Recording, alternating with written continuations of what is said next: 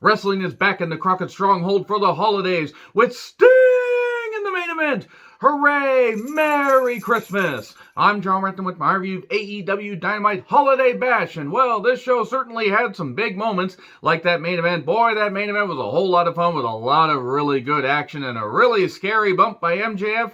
That had some other shit, including one particular fan I'm going to rant about. Anyway, let me know your thoughts on this show in the comments, please. But yes, in the Greensboro Coliseum, this was just really, really cool to have it back in the Crockett Stronghold. Like, I've been rewatching a lot of, like, older Starcades and stuff like that, and, you know, just catching up on, like, some documentaries about just how Jim Crockett Promotions did business-wise. It's just really fascinating, just all that rich history. Even though they've renovated that building a whole bunch of times, still, it's the Greensboro Coliseum, and Sting! Okay, but it's not as good as Shivani's call of, it's Hook! And that's a good thing that we get to see Hook on Christmas night's Rampage. And yes, I will be reviewing Rampage either that night or in the morning. It just depends on when I work and what I feel like doing that day. So yeah, the crowd is up for this. And one particular fan got up and outed for being a real goddamn motherfucking idiot. Whoo! But anyway, Excalibur, Shivani, and Taz on commentary, they announced that JR will be back next week. Now, JR knows his body better than anybody else, and apparently he has a home in Jacksonville, even though he is an Oklahoma boy, and he's been going through skin cancer treatment. If he feels he can be back and do this stuff already, having only been gone for a number of weeks, that's fine. If he needs to take more time off after this, that's okay. Whatever he wants to do. I just hope he's happy and healthy, because cancer's a goddamn bitch, and if he's beating it, I'm all good for it. Or I'm all good with it. Like, just honestly, I hope that JR's healthy. So we get Adam Cole, baby, against Orange Cassidy. And you know what? No. I don't care that this feud has been built up for weeks. I know that there are fans of Orange Cassidy, and that's fine. You know what? No. This match had no right going through a goddamn break. And I know that some people like Orange Cassidy, and I'm not even saying that the guy can't work. He can to an extent, but the gimmick, the shtick, whatever you want to fucking call it, was old to begin with. It's really old now. It's fucking stale. It's stale as, you know, goddamn bread left on the third ring of Saturn. It's fucking ridiculous. So they did do some, they did some good moves, but it's just, I didn't care because I don't care about this feud.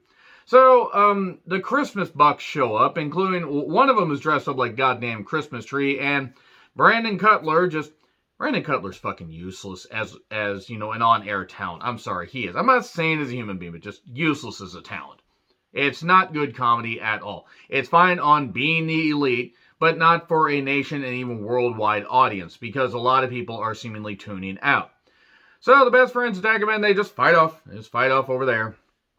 And Orange Cassidy does his usual stick, but then he lures you in because, you know, he's doing all this. We get the Panama Sunrise for 2. Remember when that used to be a finisher? Remember when the Canadian Destroyer by P.D. Williams and a couple others used to finish matches? Oh, those were the fucking days.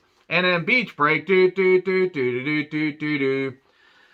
And then Cole ends up powdering outside to avoid the orange punch. Fish distracts, and Kyle O'Reilly has shown up because now he is all elite, and Red Dragon and Cole are back together. Yes, they were also the Undisputed Era, but Red Dragon, they were that before, and Cole and O'Reilly were rivals and also teamed up in Ring of Honor, the now defunct Ring of Honor, and he needed 2 other people to help him beat Orange Cassidy. He hit all about that boom, lowers the kick, and they're calling Kyle O'Reilly the Violent Artist. That's fine. He's really good as far as the MMA influence and the submission wrestling. So that's fine. That's good. The infamous Bobby Fish doesn't exactly fit. The Violent Artist does. And the Bucks are showing up, and there are these undisputed chants. They're like, where is Cole's allegiances lying? Whose side is he on? And he wants the guys to come with him. Cole, O'Reilly, and Fish leave with Cole, and that's it. There you go. Okay, we're going to get the, Red Dragon, Red Cole Dragon, if you will. I don't really know what they're going to be calling them. And calling them, if you will. There we go. And we're going to get them versus I would imagine it'll be against Omega and the Bucks at Revolution. Whenever Omega comes back, which really is too soon. I really have no desire to see Omega on television, for a while. But I know he will be and whatever, The television program does not miss him. So anyway, we get recaps of Wangman versus Danielson. Okay, in all seriousness, Hangman versus Danielson. Just can't ignore the font. And they're going to have a rematch on January 5th. God, I bet Cody just wishes it was a day later so he could celebrate January 6th like he tried to when he did that promo about Anthony Monster or Go-Go. And if you get it, you get it. I have also read the Rampage spoilers, because it's hard to avoid that shit. Don't post them here. Let's just say I may have some choice words for a few things. So Shivani is in a Christmas sweater and interviews Hangman. And there's that stupid transphobic son of a bitch that decided to have an Adam Page as a cowboy bitch thing. In fact, now I'll save the rant for the women's match here in just a little bit. Page says he feels disappointed because he wanted to defend his title with honor, and while he did, he didn't beat Danielson, so he doesn't really feel like he's much of a champion. And then Brian shows up saying, wait. And Brian just doing this great thing. I'm not going to complain, and he goes back to complain. Then I'm not going to complain, and he goes back. He's just doing great stuff. Entitled Millennial Cowboy. He is fucking killing it here. Absolutely killing it. Great shit. That he should be champion. And he didn't beat him because he hurt his leg against John Silver. And that's the only reason. But he's not going to make that same mistake. He's not going to wrestle in front of all you people. He's not going to wrestle again until January 5th. So there will be no debate.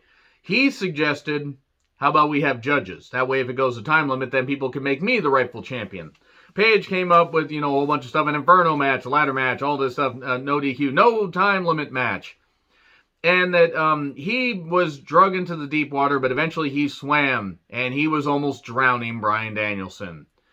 And he's like, about the judges, I don't need an old prick telling me I'm a B+ player. That was nice. I like that. That was pretty good. And Page agrees to the match. And then we get a Pinnacle pre-tape. Well, Wardlow is there, and a particular mutual wanted to sit on his lap. You know who you are. I'm not calling you out by name, but you know who you are. Stop it. Get some help. And they're teasing more attention with MJF and Wardlow. I'd pay you a lot of money. Where were you? And then he blames Punk for all this dissension. And how Punk has to make it all about him, and when it isn't, that's when the real CM Punk comes out. And MJF, typically great promo. FTR fires up because they're going to have a 6-man against Punk, Darby, and Sting later. Wardlow with Spears takes on Captain Shawn Dean. Poor Shawn Dean. God, he has got a lot more offense in on this, than this, on Dark Elevation and Dark, and even, if he's had, enhancement matches on Dynamite and Rampage. My God, he just got freaking destroyed here. The crowd roars like they did for Sid in 89 and 90. And we have 4 power bombs for 3. Spears does a chair thing. Wardlow's annoyed. Wardlow's going to snap on Spears. And nothing of value will be lost because nobody's really going to miss Shawn Spears when he gets mauled. Pre-tape about Sammy and Cody. And they're going to have a match on Rampage. Lambert, the Sheepish Lion Dan Lambert, and the Men of the Year, Sky and Ethan. Why is this still happening? We get asshole. Lambert's trying, and I like Sky, and Ethan's fine in the ring, but I don't care about this.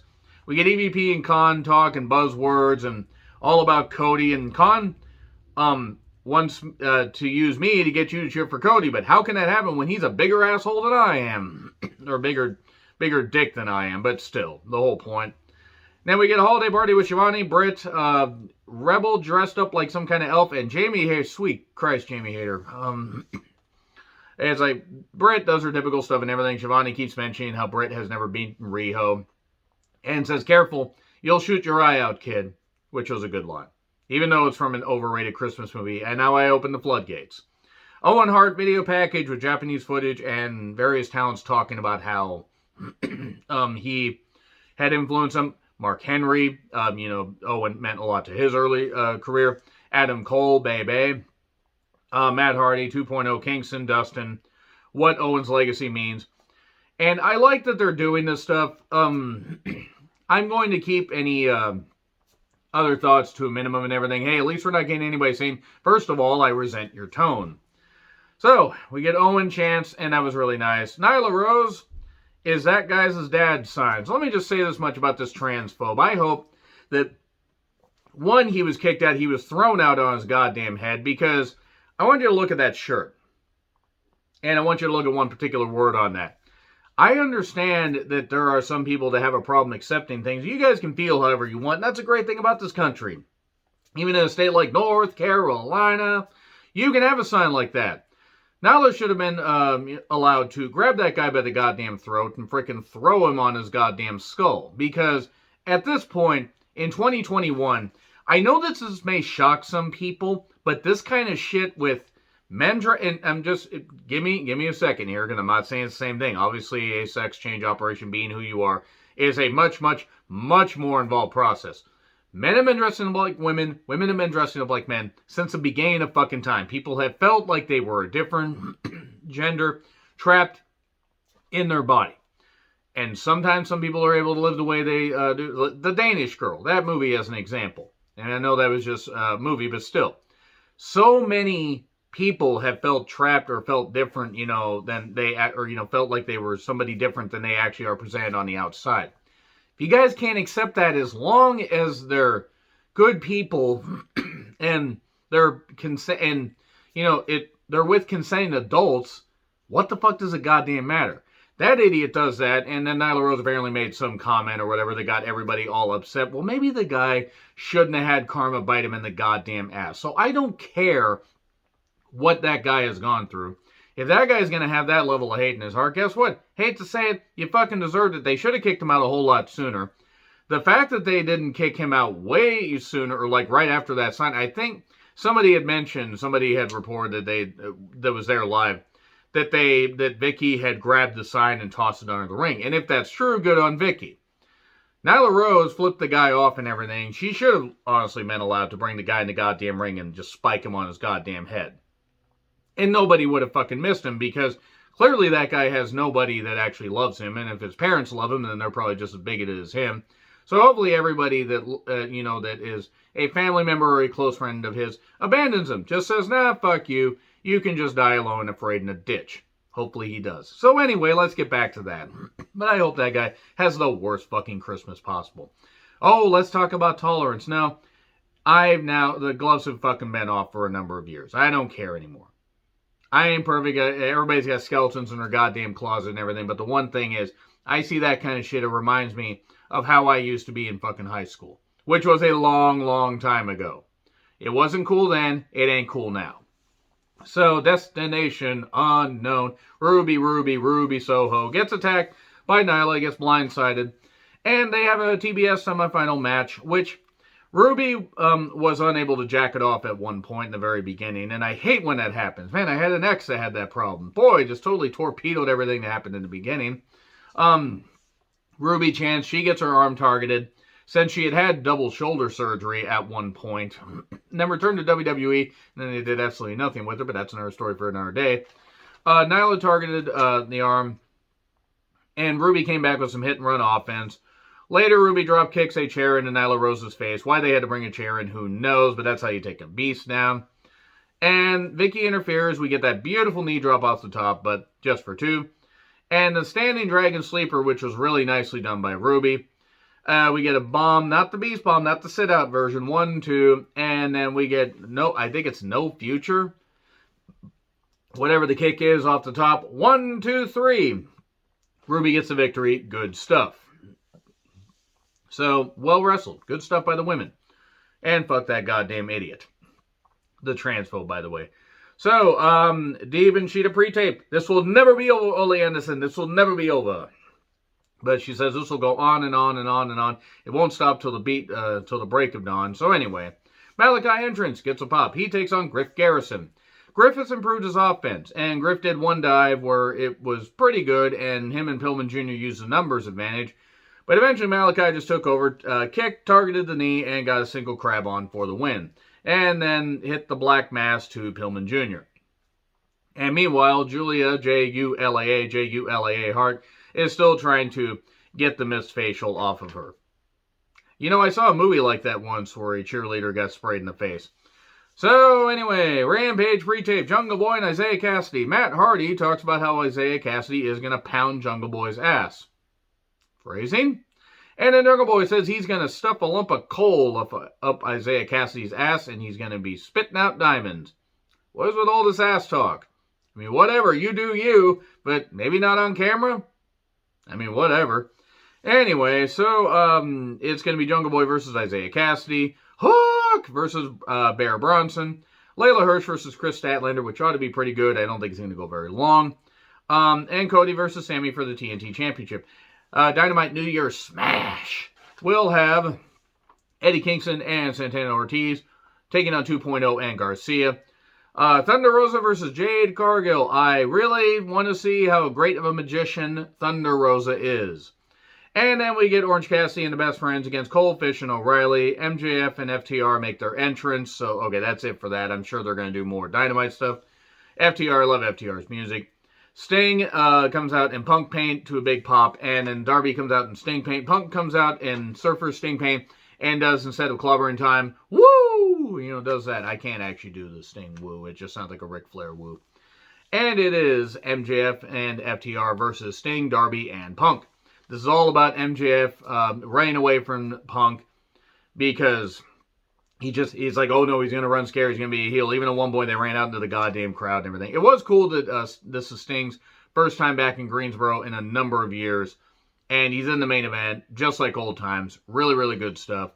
I believe the same venue where the first Clash of Champions had happened, if I recall correctly. So we didn't go 45 minutes. We didn't go that, but we went a while. This actually was a pretty long match, but it was a good match. This is the kind of way you do a six-man with star power and building feuds and everything. It's the proper way to do it. So Sting doing some typical stuff because he's Sting-vincible. Darby did get targeted for a while. His missile dives are something else. He does not want to walk by the age of 40. He probably doesn't want to live by the age of 40 the way he launches himself. And at one point, Sting does a thing where he falls and hits one FTR in the nuts. And Sting's massive head is what Taz actually said. Punk got the hot tag. We get the powerplex from FTR for 2. Darby and MJF, I believe MJF was hiding over the table, the timekeeper's table, and Darby dived over there. We get a melee, we get a big rig, but Sting breaks that up. And then Sting launches MJF outside. MJF almost laying on his head. That looks scary. Now, credit to FTR, and credit to MJF, he managed to rotate enough, but FTR had to basically save him right there. And that's not Sting's fault. These things happen. There was a lot of momentum, but shit, that was scary. And Sting just dives outside, taking about 4 years to get up there, but then again, he's 62 with spinal stenosis. Dax gets hit with the GTS, the Scorpion Death Drop, and the Coffin Drop, and then gets pinned 1, 2, 3, and there you go. So that's pretty much it right there. It's the Holiday Bash, hooray! So yes, I will be back for Rampage on Christmas night. And I do hope you guys all have a great Christmas, or whatever holiday you celebrate. You know, if you already celebrate Hanukkah, then, you know, good for you. And I hope you guys got the best gifts and had a great time with your family. But if you celebrate Christmas, Merry Christmas, and I will see you for Rampage. So anyway, agree, disagree with what I said, like, share, subscribe, Twitter handle in the description. I'm John Retlin. I'll see you soon.